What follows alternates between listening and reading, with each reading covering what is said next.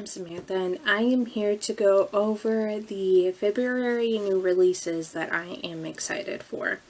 I use mostly Goodreads to keep up to date with the books that I'm excited to get my hands on, except for like maybe some that I'll hear by watching YouTube and stuff. But I have Goodreads pulled up right behind you, so I'll be using it to kind of help me read the synopsis of some books. So let's get started with the first book that we have pulled up is Bride by Ali Hazelwood. It's set to release on the 6th. It's a new fantasy paranormal romance by her.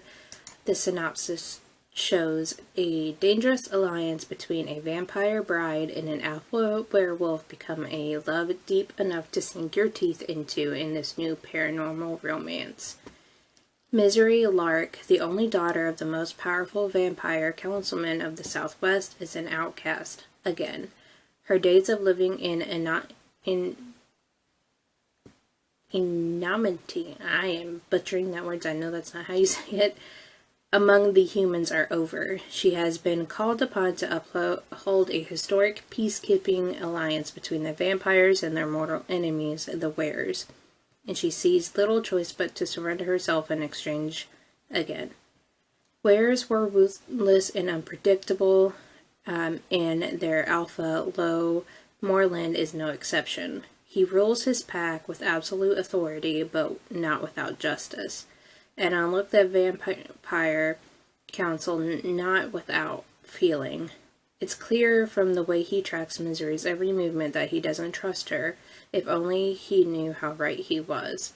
Because Misery has her own reasons to agree to this marriage of convenience, reasons that have nothing to do with politics or alliances, and everything to do with the only thing she has ever cared about. And she's willing to do whatever it takes to get back what's hers, even if it means a life alone in weird territory, alone with the wolf. As I said, that comes out on February 6th. Then we have The Warm Hands of Ghost by Catherine Arden, who is the author of The Bear and the Nightingale series. Let's see. January 1918, Laura Ivan was a revered field nurse until she was wounded and discharged from the medical corps. Leaving behind a brother still fighting in Flanders, now home in Halifax, Canada, she received word of Freddie's death in combat, along with his personal effects. But something doesn't make sense. Determined to uncover the truth, Laura returns to Belgium as a volunteer at a private hospital. Soon after arriving, she hears whispers about haunted trenches and a strange hotelier whose wine gives soldiers the gift of oblivion. Could Freddie have escaped to the battlefield only to fall prey to something or someone else? November 1917. Freddie Ivan awakes after an explosion to find himself trapped in an overturned pillbox with a wounded enemy soldier, a German by the name of Hans Winter. Against all odds, the two men form an alliance and succeed in clawing their way out. Unable to bear the thought of returning to the killing fields, especially on opposite sides, they take refuge with a mysterious man who seems to have the power to make the hellscape of the trenches disappear. As shells rain down on Flanders and ghosts move among those yet living, Laura's and Freddie's deepest traumas are reawakened. Now they must decide whether their world is worth salvaging or better left behind entirely. So this is a paranormal historical fiction fantasy expected to be released on the 13th. Next we have Visions of Flesh and Blood by Jennifer L. Armentrout. This is a companion novella that's set in the From Blood and Ash series.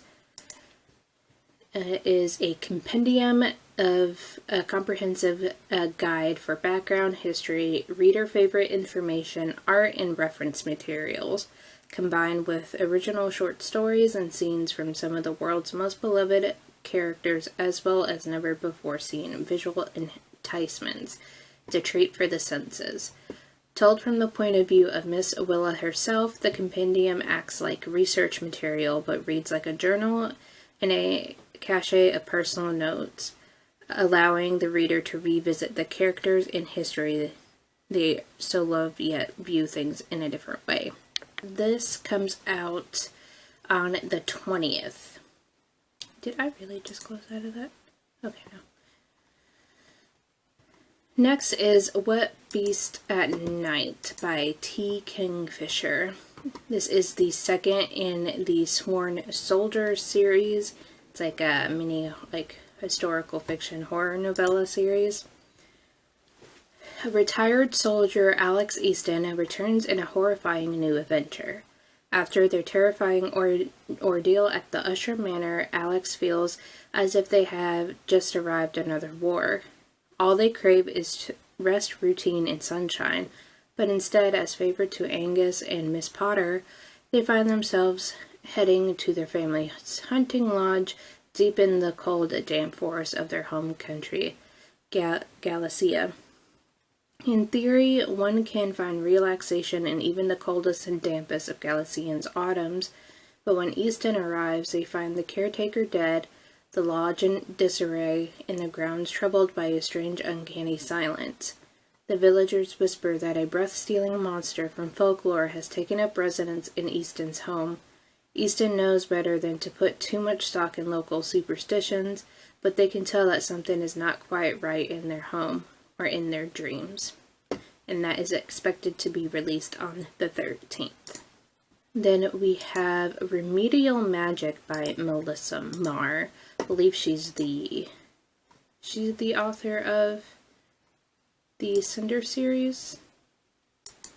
Possibly, I could be completely messing that up, but this is a first in a series.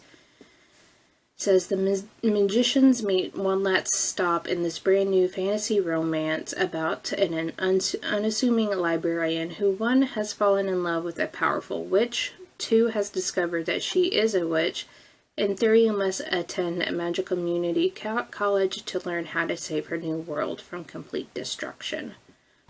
Ellie loves working in her local library in the small town of Ligonier.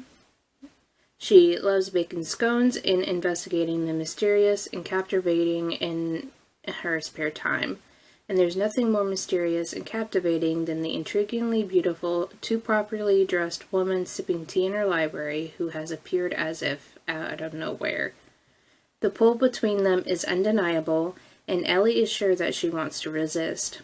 Prospero, a powerful witch from the magical land of Crenshaw, is often accused of being ruthless in her goals and ambitions, but she is driven to save her dying homeland, and a prophecy tells her that Ellie is the key. Unbeknownst to Ellie, her powers have not yet awakened, but all of that is about to change. And that is set to release on the 20th. Next we have ASAP by Axio.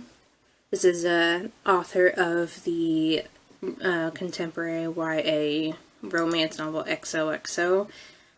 It's kind of like in the same world, I believe. It's following fan favorite story, the wealthy daughter of a K-pop company owner, and Nathaniel, her K-pop star ex-boyfriend, in a swoon-worthy second chance love story. Sori has worked her whole life to become a K-pop idol, until she realizes she doesn't want a life forever in the spotlight. But that's not actually up to Sori. She's caught between her exacting mother's entertainment company and her father's presidential aspirations. And as the pressure to keep her flawless public image grows, the last person she should be thinking about is her ex-boyfriend. Nathaniel is off limits. She knows this. A member of one of the biggest K-pop bands in the world and forbidden from dating, he isn't any more of an option now than he was 2 years ago. Still, she can't forget that their whirlwind romance was the last time she remembers being really happy, or that his family welcomed her into their home when she needed it most. So when Nathaniel finds himself rocked by scandal, Sori offers him a hideaway with her, and back in close quarters, it's hard to deny their old feelings.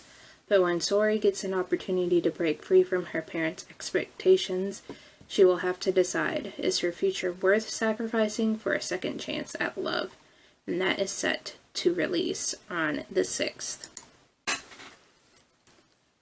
Next is Bunt Striking Out on Financial Aid by Ngozi Ukazu. She's the author of the Check Please graphic novel series. This is also a graphic novel. Molly Byer's first year of college is not the picture-perfect piece of art she always envisioned. On day one at PICA, Molly discovers that through some horrible twist of fate, her full-ride scholarship has vanished. But the agent texts PICA's dusty financial aid documents reveal a loophole. If Molly and 9 other art students win a single game of softball, they'll receive a massive athletic scholarship.